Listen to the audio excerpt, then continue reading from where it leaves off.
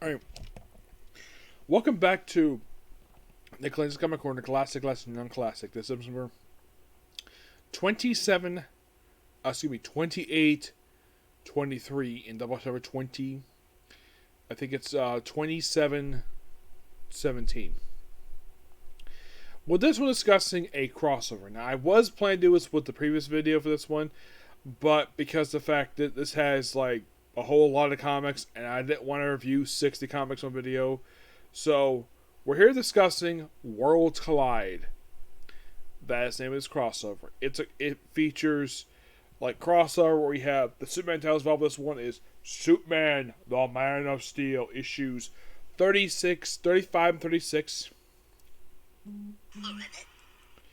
We also have Superboy 6 and 7, Steel 6 and 7, and also these are the Milestone print. Now, the Milestone print was actually launched about a year prior to this by the late Dwayne McDuffie. Which, one thing I did notice from the artwork reading these ones is like the art style is so drastically different from the main DC line. And all of this is set in their universe at first, and then they retcon this storyline years later to where it never happened. The whole thing of this thing takes place in a different universe. That was something Dwayne McDuffie later retcon when he briefly wrote Justice League America. He took it when he took over from Brad Meltzer with issue 13. He basically retconned by also adding Hardware to the team. Which, by the way, Hardware was actually the first time released under the Milestone line. And here's a little fun fact. Hardware is the first issue of the Milestone books actually to tie in the storyline. Yes, we have Hardware number 17. Also 18 is part of the story too. We have Icon 15, 16. Icon was the second title. Then we have Blood Syndicate, issues 16 and 17. And the thing included with Static issue 14. You're thinking, wait a minute. Like, here's the weird thing. How Static, that's a name people do know of. How do people know about this character? Simple. The TV show Static Shock. That was my introduction to the character. Yeah, he's very similar to the comic incarnation, except that his best friend Richie, in the comics, he's gay. Yep, he's gay. But the show itself was a very loose adaptation of the original comic, which, in case you're curious though, the best way you can commonly have an analog of Marvel for the Milestone print is a 2099 line. Yes, except that was more futuristic stuff. This line is basically where all the heroes of this line were mostly, like, all the stars were mostly all black. Now, that's not a race thing. This was probably a choice that McDuffie probably chose due to the factors. At this point, I don't think a lot of black superheroes in DC Comics. I mean, if you think prior to the start of the Milestone line, like, it was started back in 93. So, what's the first black hero you can think of at DC Comics at this point in time? Probably John Stewart. And he's probably the only one you could think of. Because but he was the only one. Actually, there was one other one. Vixen. Yep, Vixen. And could anyone think of anything else? I can't think of any. Here we have characters like Hardware, Icon, Rocket, Static. You can say that Dwayne McDuffie added more black superheroes to the DC Comic Universe. Marvel Comics, on the other hand, did have a good number of black superheroes. I would say they probably had more than DC did. When you think of basically by the time this came out, here are your black superheroes Marvel Comics. You had Falcon, who is also Captain America right now. There is Monica Rambeau, formerly Captain America. There is Storm, Black Panther. His sister Shara. Actually, she came out years later, but prior to this. Trying to think, who else? Let me think about that. Luke Cage. You can't forget Luke Cage. I'm trying to think here. Was anybody else? Somebody think, what about Sunspot? Sunspot is Brazilian. He's not black. He's Brazilian. I'm trying to think, who else? And this is Marvel.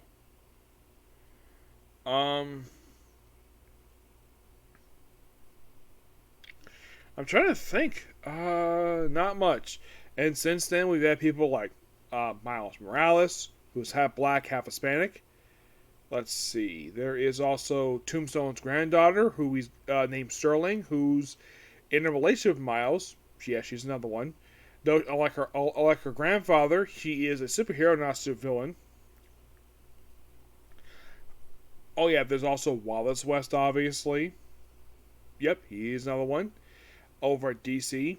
Now DC since then, since basically since these books came out, like when you think of prominent black superheroes of DC Comics, since Milestone ended after a few short years, you would probably think is there any other black superheroes at DC Comics, like aside from the ones I named and the Milestone print? Atop my head, well, of course, I almost forgot. There's also Steel, who debuted just probably around the same time this line started, so you gotta include him too. But since the storyline, since these characters debuted, was like any other major black superheroes at DC Comics? Trying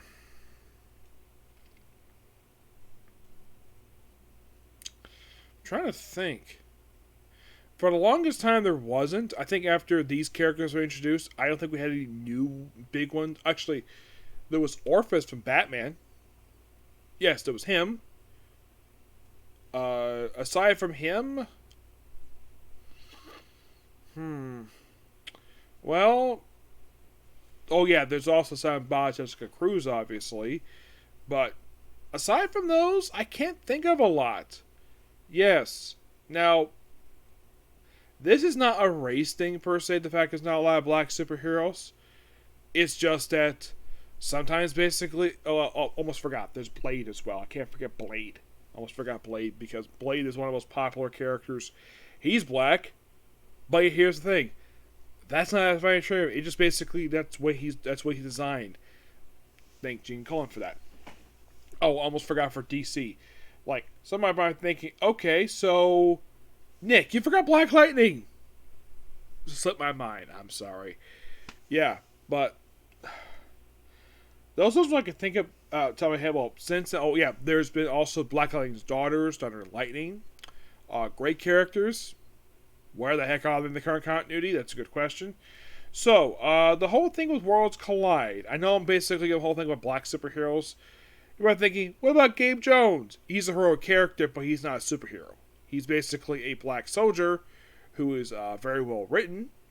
One thing I appreciate about the character is the fact that, one of the people he works with, Nick Fury, who's also his closest friends, he never said anything racist toward him at all the whole time he's been around. Yes, I know that he's been killed off by Jonathan Hickman in the pages of Secret Warriors, but that was in battle. It wasn't due to some race thing per se. So I think Hydra is usually a very racist group. Do they hate Gabe Jones because he's black? No, not at all. They hate him because he's American. That's why. It is. That's one thing interesting about Hydra and Gabe Jones is that the whole thing of him being black, despite sometimes people color him as white, it never really bothered. It never came up in any kind of battle he participated in. Or what's this black guy doing here? Hydra, despite yes, they're rooted in Nazism, but they've never been racist to Gabe Jones. My guess because Stan Lee created him, and he probably, if you think about it, you ever think of a comic Stan Lee wrote where there's actual racism in the comics? When Lee wrote it? I've never seen any.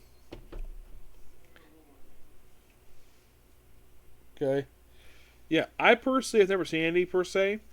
When it comes to black characters are basically, I can think of possibly like this is maybe Claw, but he never used racist terms toward Black Panther. Never did. Later writers did, yes, but Lee never ever used any racist terms in any comics in the 60s. Yes. Though at the time, if you read any comics from the 60s, a lot of the time, Early on, black characters were just basically background characters, never had any definitive characters per se. You can say that probably the first definitive one that Stanley created, aside from Black Panther, is Robbie Robertson, who is a beloved character still to this very day, featured prominently in cartoons and live action interpretation. Has he basically gone through any racist terms? No, not really. But let's talk about the story here. Worlds Collide involves basically where the world of the Milestone universe interacts with basically Metropolis. You would think a crossover known as Worlds Collide that would be similar to like Crisis Rifts. Not really per se. It's basically a portal open Metropolis, and you have the cast of Superman interacting with the Milestone characters. And like you have Superboy interacting with Rocket, where he's been being a bit of a pervert, and she calls him on it like, and she's like, eyes up here, because she caught him staring at her chest. Yes, and the thing is, like, Rocket is a beautiful woman. No denying that. I think she's one of the very few. I think she's like the one of like one or two black superheroes in the Milestone imprint. I mean, she's the most prominent one. Yes.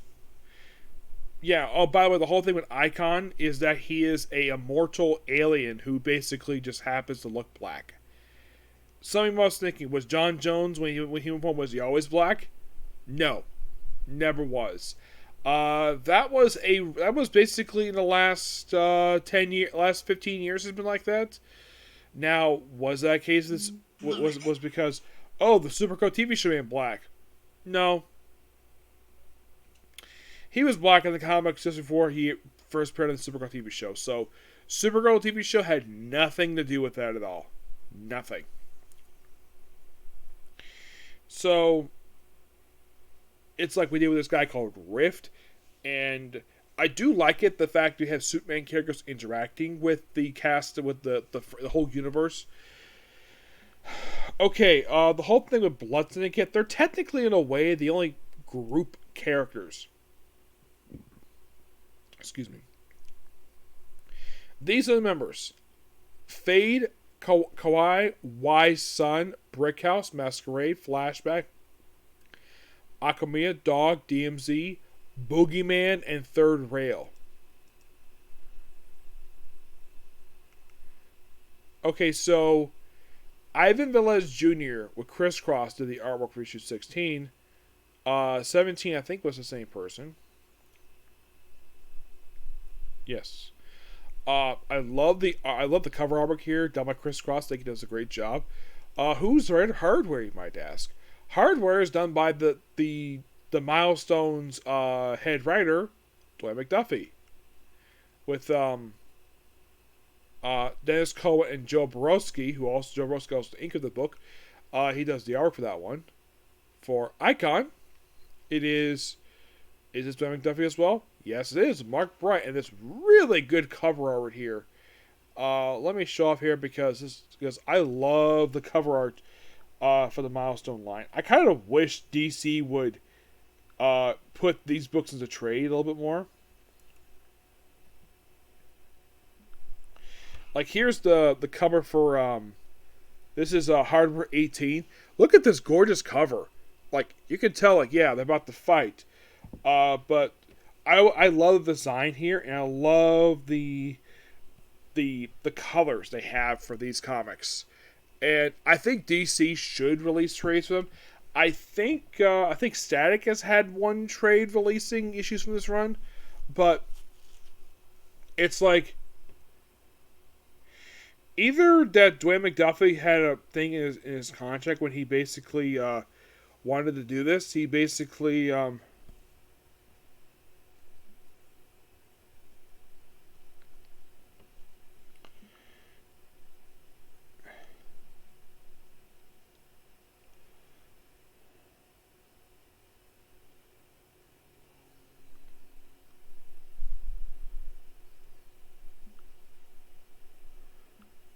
yeah. I mean, you can see like it's a great interaction. I mean, I thought the story was fantastic. Those of you curious, okay, so Um, oh, by the way, there's also one shot here called Worlds Collide, which is basically halfway the story. That's done by Robert L. Washington III, Dwayne McDuffie, and Ivan Willis Jr. Okay, the obvious question is who does the opening one shot? The opening story is Louise Simonson, Joan Berner, basically the regular creative team behind First Suit and Steel. Yeah. It's like, no, they did not change the creative team because of the story. Not really. Nope. What about Steel? Steel was started by Louise Simonson and is still done by her too. I love the fact basically that each of the covers, with the exception of Man of Steel 15, which all still with the whole thing. Now, Hardware 17, which is the first one we have here. This one had, on the cover of this one, you had Hardware and Steel, who's in the book. Yes, he is. Superboy had just Superboy fighting Parasite. Yes. It's like his interaction with the whole thing at first was basically like, his is like right after issue 700, but it's still part of the story somehow.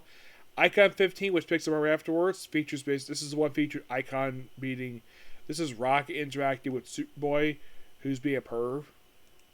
Blood Syndicate 16, it's Superman and the Blood Syndicate. This one I'm not a big fan of this cover style of artwork. It's a weird style. For the Superboy comic, Superboy 7, it's basically Superboy, Static, and Icon. And during the course of the story, the character Aka Maria, she apparently dies but comes back later on. Mm-hmm. Yes. On Harbor 18, it's basically Steel and Hardware again. Yeah, Steel and Hardware, basically Steel kept sharing space with Hardware. Superman and Steel number 36, it's basically Superman, Icon, and look like Static, Hardware. It's like some of the milestone characters, but it's not the end yet. For Icon 16, yeah, on the cover of this one when it comes up here, it's Superman Icon. Icon, the best way to describe him, he's basically like kind of, well, Steel 7 is basically Icon's Hardware and Steel. Icon is kind of depicted sort of like that universe version of Superman. For Bloodstick at 17, it's basically just the Bloodstick characters. Like, aside from it's part of the thing, but there's no DC characters in the cover. And Static 14, it seems like a very late addition. It seems like this was like very last minute, yet this is the one that concluded the whole storyline. Mm-hmm.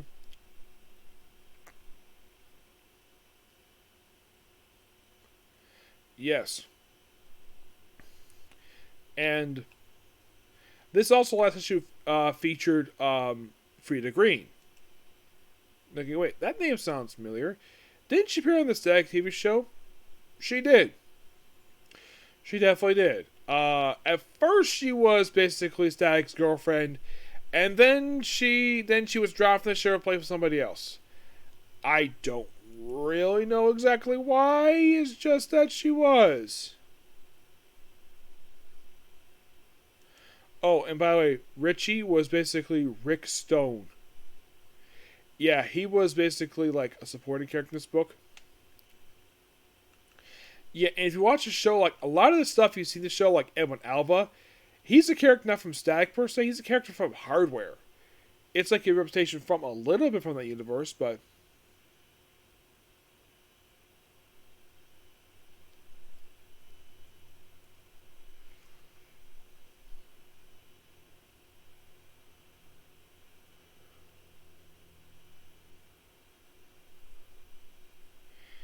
yeah, and there is a character named Daisy.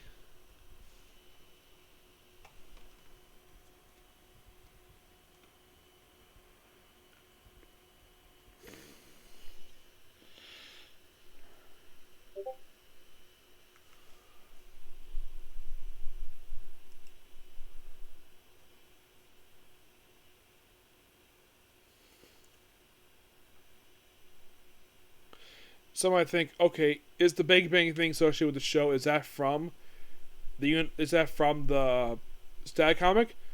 No, actually, first show in Blood Syndicate. That's where that came from.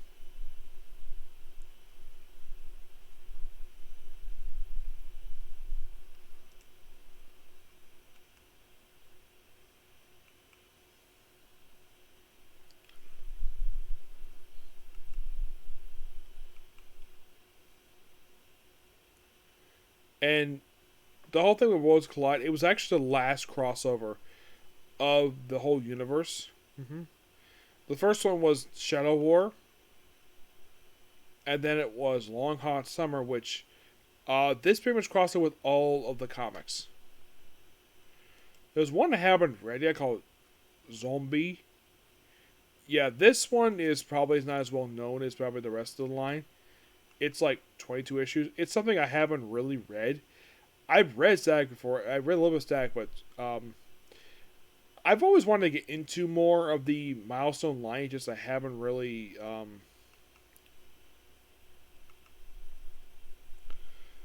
got into it very much.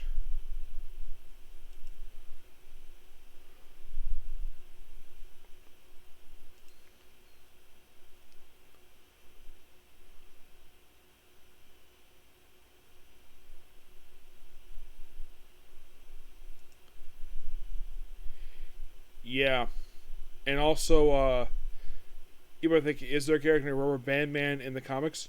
Yes, yes, he is.